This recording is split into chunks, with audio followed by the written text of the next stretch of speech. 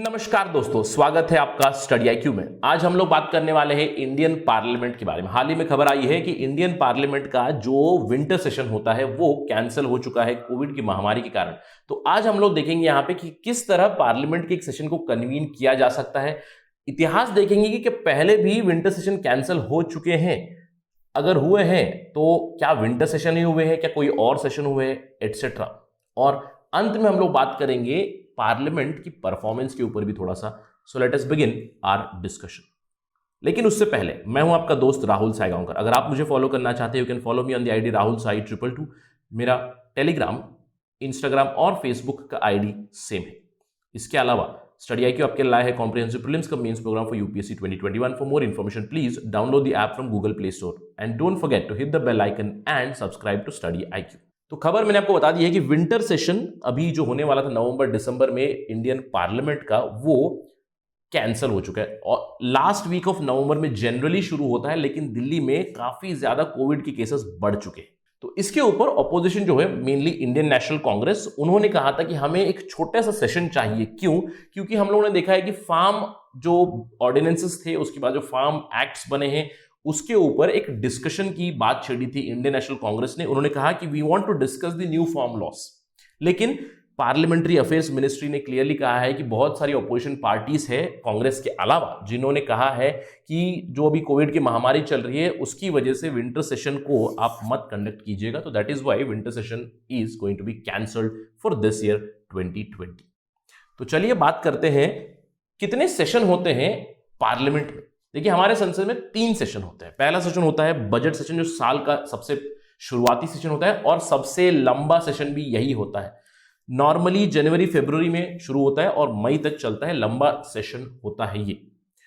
इसके अलावा दूसरा सेशन होता है मॉनसून सेशन, जो इस साल इंडिया में सितंबर में जरूर हुआ था। इन जनरल उसकी टाइम होती है जुलाई से सितंबर तक ये सेशन कंडक्ट किया जाता है। और इसके अलावा तीसरा सेशन होता है विंटर सेशन, नवंबर दिसंबर में नॉर्मली कंडक्ट किया जाता है। तो इस साल there would be no winter session of the Indian parliament. तो अगर हम लोग बात करें कि किस तरह पार्लियामेंट को कन्वीन करते हैं, तो आपको सबसे पहले यह जरूर याद रखना है कि किसके पास पावर है कि वो पार्लियामेंट के एक सत्र को बुलाए। पावर है प्रेसिडेंट ऑफ इंडिया के पास। तो अगर सवाल आ जाए आपकी कॉम्पिटिटिव एग्जाम में, who can summon or prorogue the houses of parliament, or who can summon Lok Sabha, who can summon Rajya Sabha? Only one person, that is President of India. क्या वो उनकी डिस्क्रिशनरी पावर है? नहीं। देखिए, डिजोर power जो है वो है प्रेसिडेंट ऑफ इंडिया के पास, यानी कि जो ठप्पा लगता है वो प्रेसिडेंट ऑफ इंडिया से लगता है। लेकिन अल्टीमेटली वो डिफैक्टो पावर किसके पास है? वो है केंद्र सरकार के पास। तो केंद्र सरकार जो डिसाइड करेगा वो प्रेसिडेंट को बताया जाएगा, और president would be bound by the advice of council of ministers और cabinet, and then he would convene the house. Normally जो डिसीजन लिया जाता है वो एक कैबिनेट कमिटी है ऑन पार्लियामेंट्री अफेयर्स, वो डिसाइड करती है सेशंस के डेट के बारे में, डिफरेंट सत्र जो होते हैं संसद के उसके बारे में। और अभी की हम लोग बात करें तो अभी की पार्लियामेंट्री अफेयर्स में 9 मिनिस्टर्स हैं, जिसमें डिफेंस मिनिस्टर है, होम मिनिस्टर है, फाइनेंस मिनिस्टर और लॉ मिनिस्टर भी इंक्लूडेड है। कि जो भी cabinet committee on parliament affairs discuss करेगी और फाइनली डिसाइड करेगी, उसको कम्युनिकेट किया जाएगा प्रेसिडेंट को। फिर प्रेसिडेंट इवेंचुअली समन करेंगे एमपीज को कि वो आए एक संसद के सत्र के लिए। तो ये सारे प्रावधान है हमारे पास। अगर हम लोग बात करें कि किस तरह फाइनलाइज किया गया था, चलिए बात करते हैं संविधान के बारे में। लेकिन संविधान से पहले जहां संविधान बना था कॉन्स्टिट्यूएंट असेंबली में, वहां पे क्या हुआ था बात करते हैं, थोड़ा सा इतिहास के बारे में बात करते हैं। और इन जनरल में बात करूं लेजिस्लेचर की, तो हम सब कहते हैं कि हमारे पास ब्रिटिश कल्चर है, ब्रिटिश की वजह से हमारे पास एक पार्लियामेंट्री डेमोक्रेसी है, एटसेट्रा एटसेट्रा। लेकिन ब्रिटिश टाइम के दौरान ब्रिटिश का सिस्टम लेजिस्लेटिव अकाउंटेबिलिटी के ऊपर बिल्कुल भी नहीं था। हाँ, उन्होंने लेजिस्लेचर बनाया, नाम के लिए लेजिस्लेचर बनाया, लिमिटेड पावर्स भी दिए थे, लेकिन सवाल पूछने के भी पावर नहीं दिए थे। तो जो लेजिस्लेचर उस समय पे था ब्रिटिश के टाइम पे, वो केवल रेवेन्यू के फिगर्स देखने के लिए साल में एक बार बुलाया जाता था। ये नहीं कि सरकार को अकाउंटेबल पकड़े, एक रेस्पॉन्सिबल गवर्नमेंट की बात करें, इसके ऊपर ब्रिटिश ने कभी बात नहीं की। तो इसीलिए कॉन्स्टिट्यूएंट असेंबली ने, जब भारत स्वतंत्र हुआ उसके बाद कॉन्स्टिट्यूएंट असेंबली जो डिस्कशन चला, तो उन्होंने सोचा कि हमें एक पार्लियामेंट का सत्र रेगुलर सत्र होना चाहिए, ना कि ब्रिटिश सिस्टम फॉलो हो कि नाम के लिए सारे रिप्रेजेंटेटिव्स आए और रेवेन्यू की बातें करें। नहीं, ऐसा नहीं होना चाहिए। तो इसीलिए एक्सटेंसिवली डिबेट किया गया कि कितने सत्र होने चाहिए साल में, कितने दिन सिटिंग होनी चाहिए, किसके पास पावर होना चाहिए पार्लियामेंट को कन्वीन करने का। तो वो डिस्कशन छिड़ चुका कॉन्स्टिट्यूएंट असेंबली में, बहुत सारे पहलू निकले। बहुत लोगों ने कहा कि हमें यूके का सिस्टम फॉलो करना चाहिए जहां पे साल भर सेशन चलता है, मतलब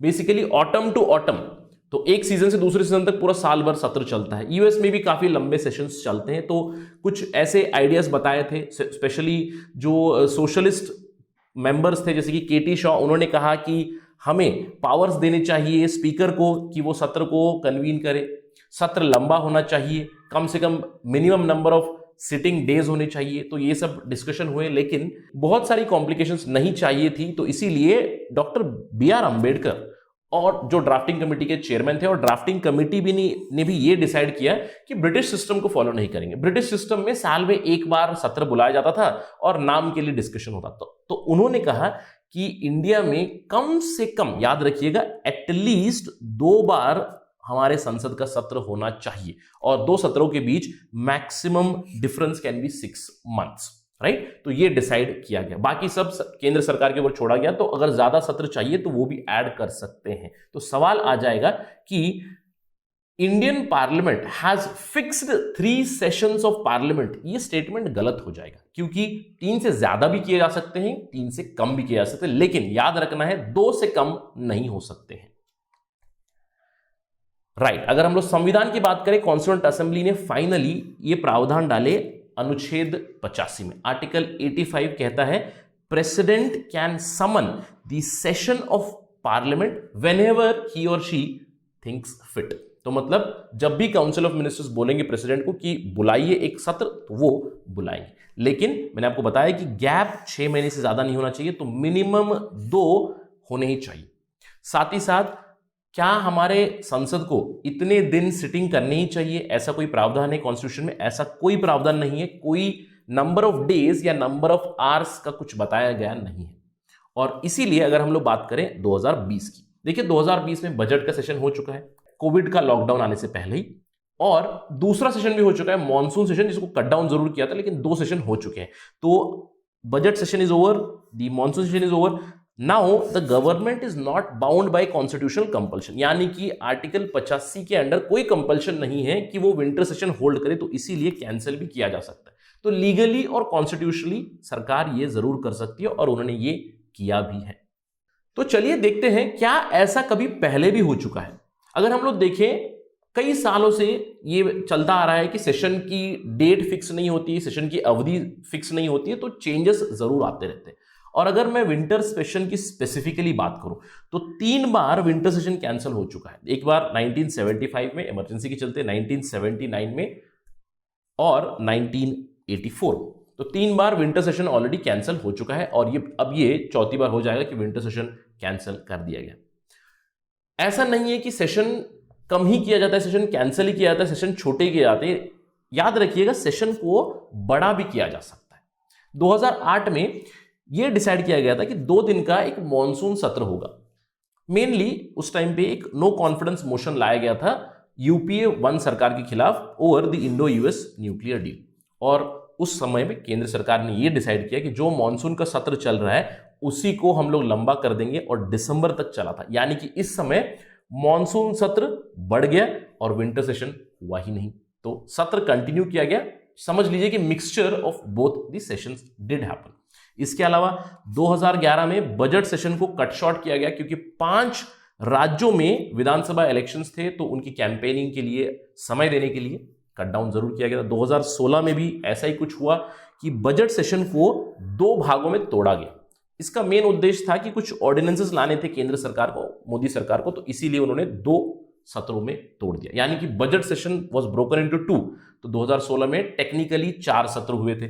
2017 में विंटर सेशन को डिले किया गया था, तो गुजरात असेंबली के इलेक्शन थे, तो इसीलिए विंटर सेशन को डिले किया गया था। तो इस सब डिस्कशन से क्या निष्कर्ष निकला कि कम से कम 2 सत्र होने चाहिए हमारे संसद के। 2 से ज्यादा हो सकते हैं, लेकिन 2 से कम नहीं हो सकते हैं। आप को सत्र की अवधि कम की जा सकती है, बढ़ाया जा सकता है, कुछ भी किया जा सकता है। Dates are not fixed, number of days are also not fixed.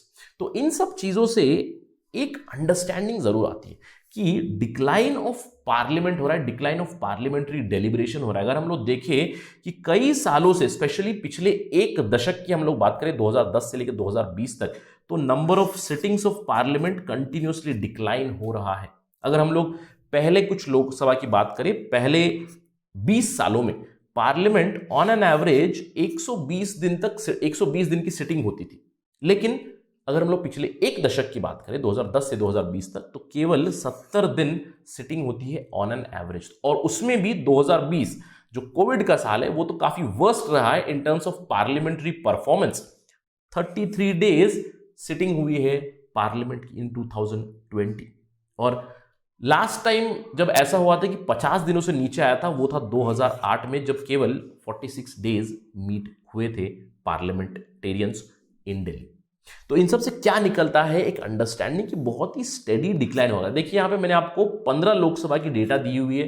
15 Lok Sabha में अगर आप इस चीज के ऊपर गौर दें तो आप देख सकते हो कि कंटिन्यूअसली एक डिक्लाइन हो रहा है सिटिंग्स पर 100 डेज ऑफ टेन्योर, यानी कि अपनी गवर्नमेंट की लाइफ टाइम में पर 100 डेज टेन्योर वो लोग कितना दिन सिटिंग कर रहे हैं। 15th लोकसभा वॉज 19.6 ओनली, और 16th और 17th लोकसभा की अभी तक तो काफी खराब ट्रैक रिकॉर्ड है, इससे भी नीचे जा चुका है ये नंबर। तो इन सब से ये समझ में आ रहा है कि पार्लियामेंट्री डेलिब्रेशन की क्वालिटी जा चुकी है, पार्लियामेंट्री सिटिंग्स नहीं हो रहे हैं ज्यादा। अगर सिटिंग नहीं हो रहे हैं तो डिस्कशन कैसे होगा, डेलिब्रेशन कैसे होगा, यानी कि ओवर सेंट्रलाइजेशन हो रहा है। हम लोग एक बात जरूर कह सकते हैं कि इन सब चीजों से जो पार्लियामेंट्री कमिटीज होती हैं उनका काम बढ़ रहा है, लेकिन पिछले 2 टर्म्स में यानी कि 16वीं और 17वीं लोकसभा में कमिटीज को भी जो बिल भेजे जाते हैं उनके नंबर्स भी काफी कम हुए हैं।